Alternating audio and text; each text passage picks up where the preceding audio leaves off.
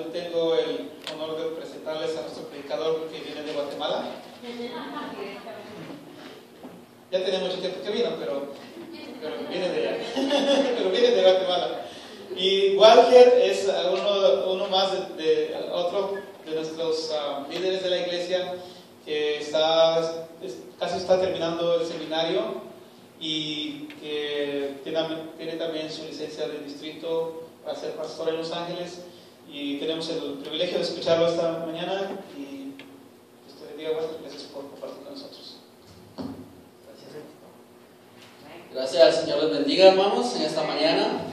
Esta mañana Dios me ha dado el privilegio de compartir la palabra del Señor con ustedes, ¿verdad? Y esta mañana vamos a reflexionar un poco sobre el fracaso del cristiano. Y para hablar sobre el fracaso del cristiano voy a pedir que busquen en sus Biblias el libro de San Mateo capítulo 16. Cuando encuentren el capítulo 16 vamos a leer los versículos 15 y 16 de este capítulo. San Mateo capítulo 16 versículos 15 y 16. Vamos a dar tiempo un poquito para nuestros hermanos, para que cuesta que encuentren un poquito el pasaje bíblico, pero cuando lo tengan me dicen amén, por favor, para poder leer la palabra del Señor. Mateo capítulo 16, versículo 15 y 16. La palabra del Señor dice así: Él les dijo: ¿y vosotros quién decís que soy yo? Respondiendo Simón Pedro dijo: tú eres el Cristo, el Hijo del Dios viviente. Vamos a orar. Padre que estás en el reino de los cielos, nos acercamos, Señor, delante de tu presencia una vez más, Señor. Señor, después de poder venir a tu casa, Señor, de adorarte, de exaltar, Señor, tu nombre, en esta mañana, Señor, queremos pedirte que tú bendigas tu palabra, Señor, que tú, Señor, hables a nuestro corazón, hables a nuestras vidas, Señor, que tú, Señor, que tu palabra penetre, Señor, nuestra alma, Señor, para que podamos hacer tuya, Señor, para hacer nuestra esta palabra tuya, Señor, en nuestros corazones. Gracias, Señor, porque a través de ella podemos guiar nuestras vidas, Señor, a través de ella podemos nosotros conducirnos, Señor, a ese camino que tú nos has puesto a seguir en la tierra, Señor. Invitamos a tu Espíritu Santo que ministre esta mañana, Señor, en el nombre de Cristo Jesús, a quien sea la honra y la gloria por los siglos de los siglos. Hablar del fracaso cristiano suena un poco pesimista, ¿verdad? Porque ¿quién quiere saber del fracaso? ¿Verdad? Yo no quiero saber del fracaso, ¿verdad? Yo creo que ustedes tampoco quieren saber del fracaso, pero el fracaso es algo real en nuestros tiempos. Han visto las noticias, los periódicos sacan portadas con artículos de compañías que han fracasado. En estos últimos años, cuando la compañía General Motors fracasó, sorprendió a todos en una gran manera.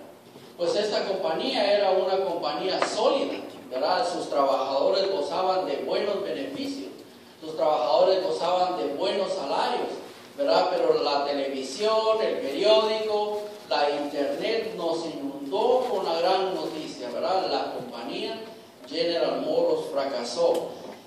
Pero no solo las compañías grandes, ¿verdad? Sino también los líderes. ¿Quiénes se acuerdan cuando el presidente Bill Clinton fracasó como presidente? Él invirtió tiempo, él invirtió dinero, ¿verdad? Tuvo que sacrificar familia, me imagino, para poder llegar a ser el presidente de la República. Y cuando alguien llega a la presidencia es porque va a ser un ejemplo para todo el país, un ejemplo para toda la humanidad. Pero Bill Clinton fracasó en su tiempo y en su estadía de ser líder. Entonces vemos de que el fracaso, ¿verdad?, está a través de la historia, ha sido una realidad en todo el ser humano, ¿verdad? El fracaso lo podemos experimentar, ¿verdad?, hoy en día. Bill Clinton no solo fracasó, ¿verdad?, y falló a una nación, sino falló a sus hijos, ¿verdad? Falló a su esposa y todos sus familiares.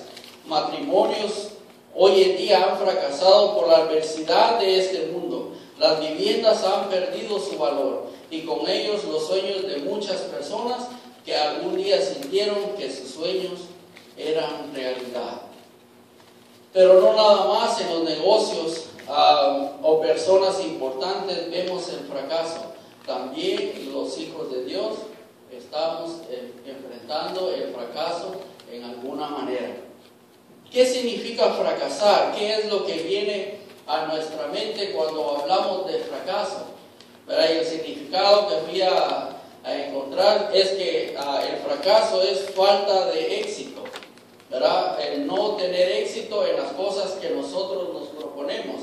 Y para nosotros los cristianos el fracaso es no vivir una vida victoriosa.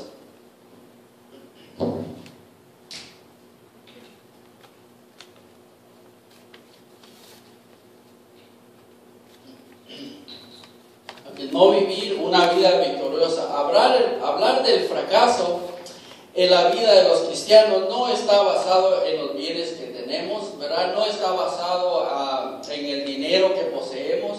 No importa qué clase de carro usted maneja. Mire, puede estar manejando un Lamborghini o un Rolls Royce, ¿verdad? Pero su comunión con el Señor no está bien, ¿verdad? No depende de la buena casa que tengamos. Si tenemos una casa de 2 niveles o una casa pequeña, ¿verdad? No importa de las cosas materiales, no nos estamos refiriendo a eso, ni aún la televisión que tengamos. Hoy cómo ha avanzado la tecnología, ¿verdad? Hay plasmas, ¿verdad? Hay televisores de diferentes tamaños, ¿verdad? O no importa si usted tiene una de las televisiones viejitas, ¿verdad? Que usted las prende y prenden en blanco y negro y viene apareciendo la imagen así, ¿verdad? No importa las cosas que poseamos.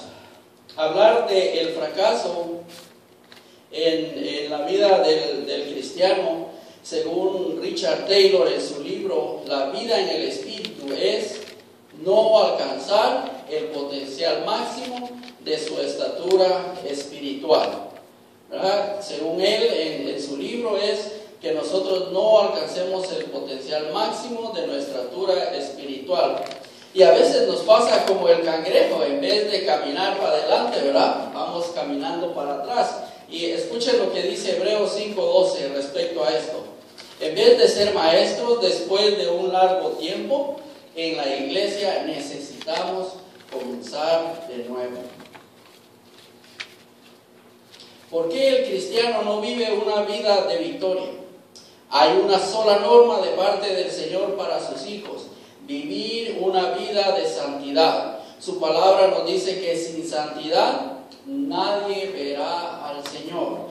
Por lo tanto, si nosotros queremos vivir una vida victoriosa, la regla es vivir una vida santa delante del Señor, ¿verdad? Y esa vida santa no implica un día sí y un día no, ¿verdad? Sino todos los días de nuestra vida vamos a vivir santos delante del Señor. Esa es la única norma que hay para el cristiano. Y en esta mañana veremos que el fracaso del cristiano proviene de un estilo de vida doble delante del Señor. Pero también veremos que el fracaso del cristiano proviene de un corazón malvado. Y a lo primero que quiero llamar su atención en esta mañana es que el fracaso del cristiano proviene de un estilo de vida doble delante de Dios. Y cuando hablamos de un estilo de vida doble delante de Dios, no estamos hablando en cómo vestimos aquí en la iglesia o cómo vestimos en nuestras casas o fuera de nuestras casas. Estamos hablando de lo que nosotros somos.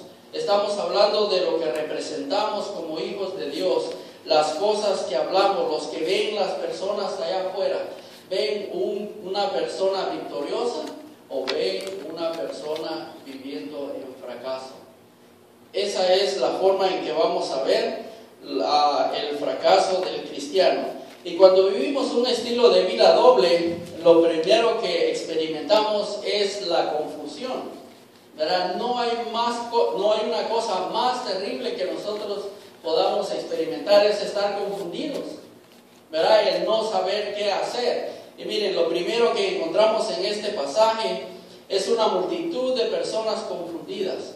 No sabían describir exactamente lo que Jesús era. Si en aquella época la mayoría de las personas no sabían quién era Jesús o no sabían decir exactamente lo que Jesús era, ahora es el personaje más famoso de la historia humana.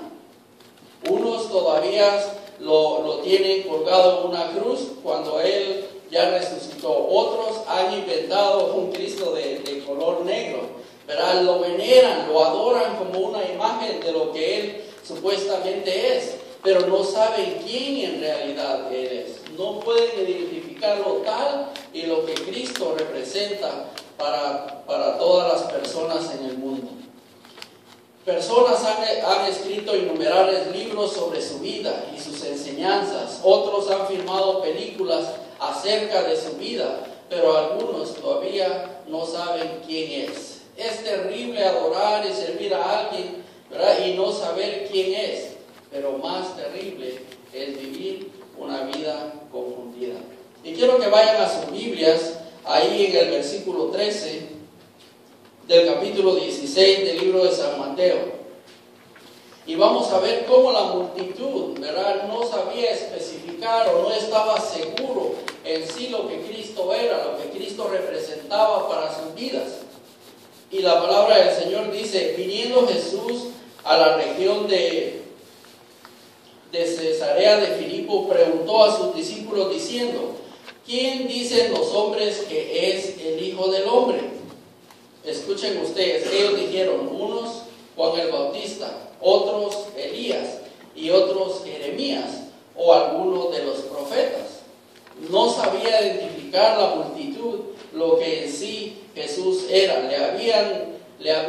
Ellos habían visto a Jesús alimentar a multitudes, habían visto a Jesús a sanar enfermos, habían visto a Jesús a levantar muertos, habían visto a Jesús hacer sanidades y milagros, ¿verdad?, en medio de ellos, pero no podían identificar y responder en sí a lo que Él era.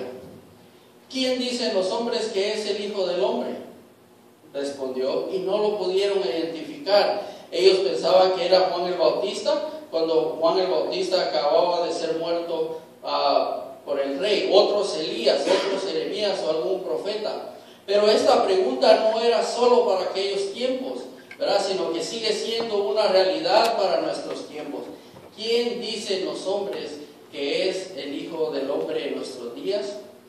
Unos dicen que fue un profeta, otros también dicen que Él fue un gran maestro, pero hay algunos que dicen que Cristo nunca existió.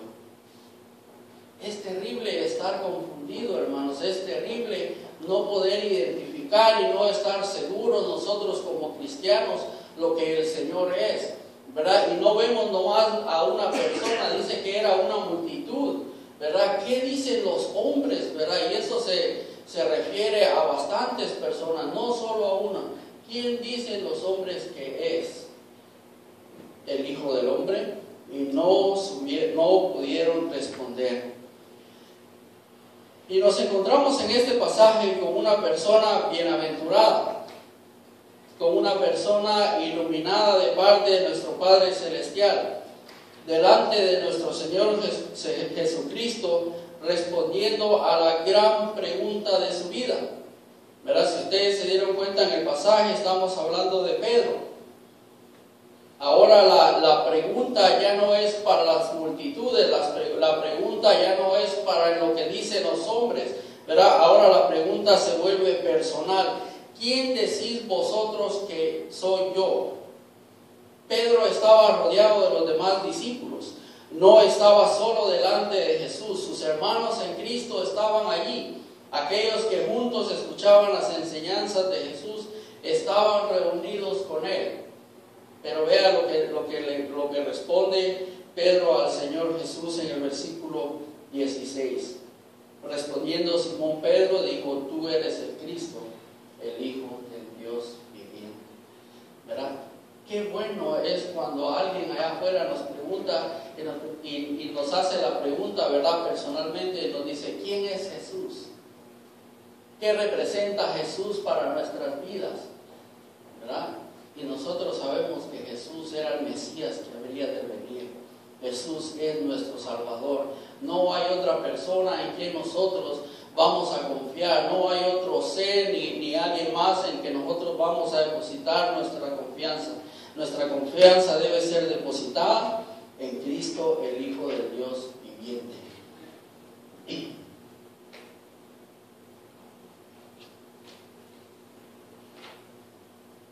Es fácil decir que Jesús es el Hijo de Dios viviente. Es fácil decir que Jesús, ¿verdad?, es nuestro Salvador alrededor de la iglesia o la comunidad cristiana donde nos desenvolvemos, ¿verdad? Pero cuando nos salimos a nuestra vida regular, cuando enfrentamos la vida cotidiana de nuestros días, ¿verdad?, a veces lo negamos.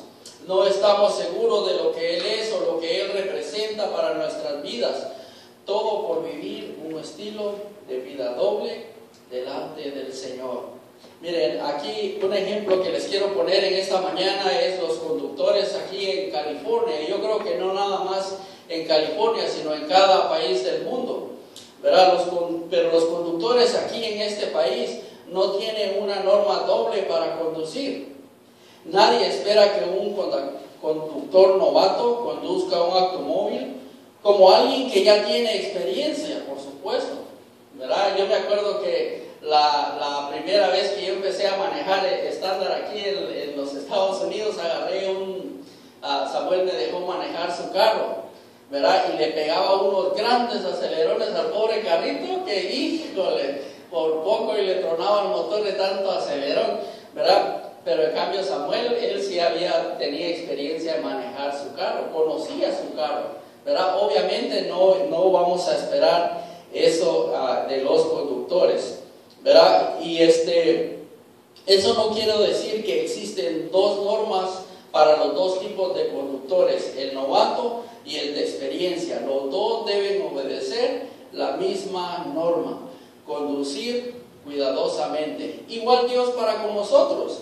No tiene una norma para los recién convertidos como para los ancianos de la iglesia. Existe una sola norma como hijos de Dios: vivir en santidad, porque sin ella no veremos al Señor. Y eso es reconfortante para nosotros porque podemos hacer algo, ¿verdad? Podemos cambiar nuestro estilo de vida, ¿verdad? Podemos seguir al Señor de una manera en que Él va a estar satisfecho por lo que nosotros hacemos, ¿verdad? Pero todo lo que nosotros hagamos es porque viene de parte de nuestro Señor Jesucristo. Amén. No podemos vivir un estilo de vida doble delante de Dios. No podemos vivir confundidos con respecto a lo que Cristo es para nosotros. No podemos vivir y levantar nuestras manos aquí en la iglesia, si allá afuera nos vamos a unir a la multitud y negar al Señor Jesús con nuestros hechos, con nuestras palabras de doble sentido. Simplemente no podemos. Tenemos que declarar, tenemos que confesarle al mundo que Jesús es el Hijo del Dios viviente. Tenemos que declararle al mundo que Jesús es nuestro Salvador. Tenemos que estar seguros de vivir una vida santa delante del Señor.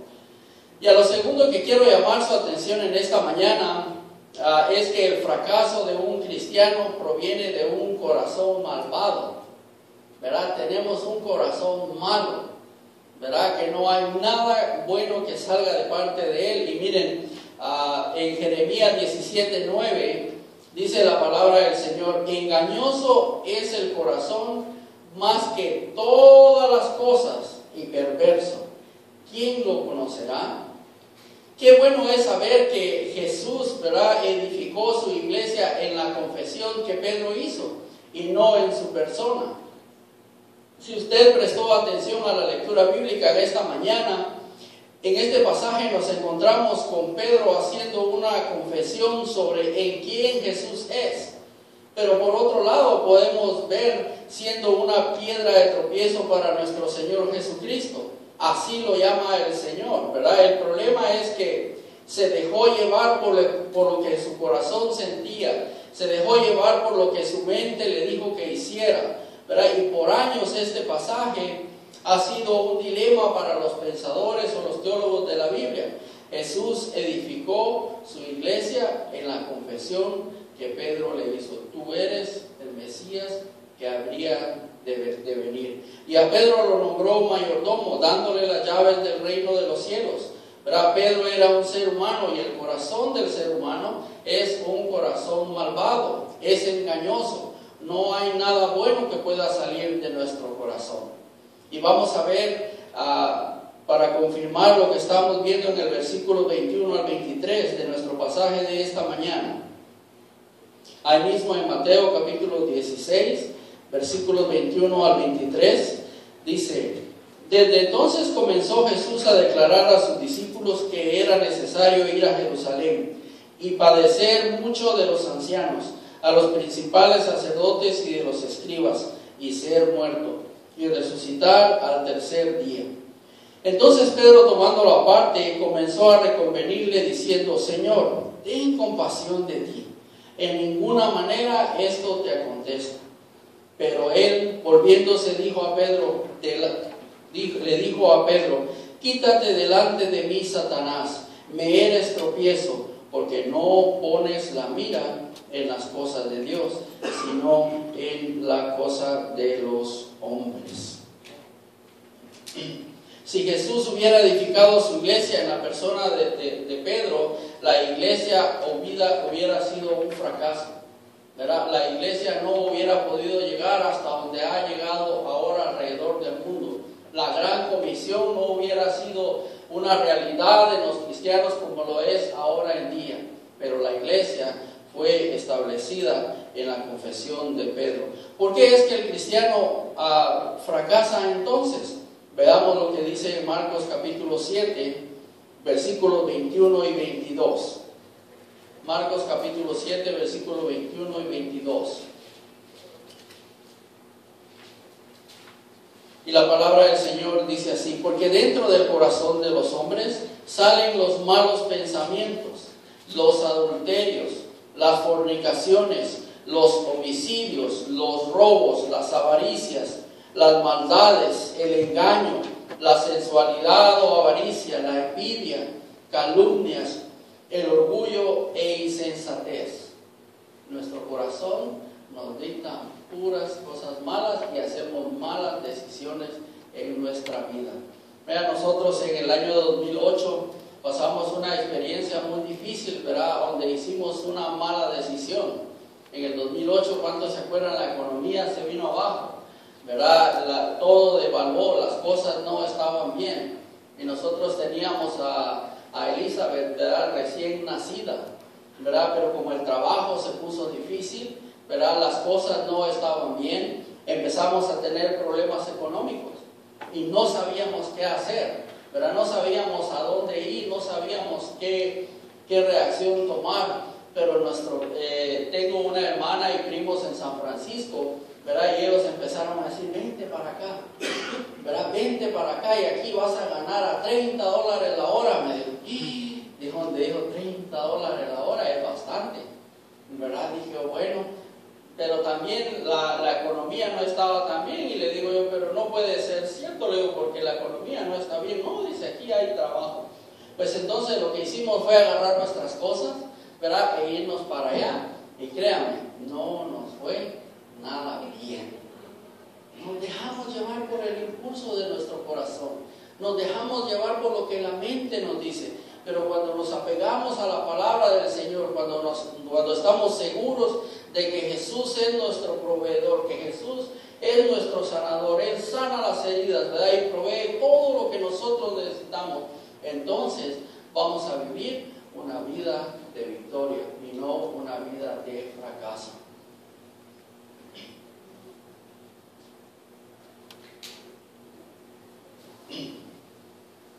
A veces nos preguntamos cómo podemos luchar con todo esto, cómo podemos entender lo que tenemos que hacer, porque Pedro, estando cerca del Señor, tuvo fracasos en su vida. existen dos tipos de pecados que necesitamos entender, ¿verdad? Que necesitamos clarificar en nuestras vidas. Y esta mañana yo les quiero hablar rápidamente sobre el pecado original y el pecado personal. Miren, el pecado original es aquella corrupción de la naturaleza de toda la descendencia de Adán. Y rapidito quiero que vayamos a Romanos capítulo 5.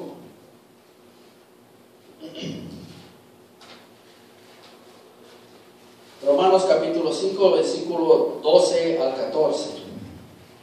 Dice así: por tanto, como el pecado entró en el mundo por un hombre, y por el pecado la muerte, así la muerte pasó a todos los hombres, por cuanto todos pecaron. Pues antes de la ley había pecado en el mundo, pero donde no hay ley, no se inculpa de pecado. No obstante, reinó la muerte desde Adán hasta Moisés, aún en los que no pecaron a la manera de la transgresión de Adán, el cual es figura del que había venir. ¿Verdad? Y la clave es el versículo 12, donde dice: por cuanto todos pecaron. Dios creó el huerto del Edén para Adán y Eva. Si usted lee la historia, podrá ver que él plantó muchos árboles para que ellos se pudieran alimentar, ¿verdad? Para que ellos pudieran sobrevivir, pero también estaba el árbol del bien y del mal. Ellos tenían que tomar una decisión, ¿verdad? Ellos tenían que hacer un compromiso con el Señor. El Señor les proveyó todo lo que ellos tenían, y de lo único que no podían comer es del árbol del bien y del mal. Pero este es el pecado original, el pecado que entró a través de nuestros primeros padres. Por eso vino Cristo, porque así como el pecado entró a través del hombre, un hombre tenía que venir a morir por este pecado original, el cual fue heredado por nuestros primeros padres. Tenía que ser un hombre sin pecado, tenía que ser un hombre sin mancha para vencer el pecado que mora en nosotros. Por eso murió Cristo, para que usted y yo pudiéramos ser libres del pecado. Y el segundo pecado es el pecado actual o el personal. ¿Qué es un pecado actual o personal? Es la violación voluntaria de una ley conocida de Dios, cometida por una persona moralmente responsable. Y para eso vamos a ir al libro de Mateos, capítulo 22, versículos 37 y 40.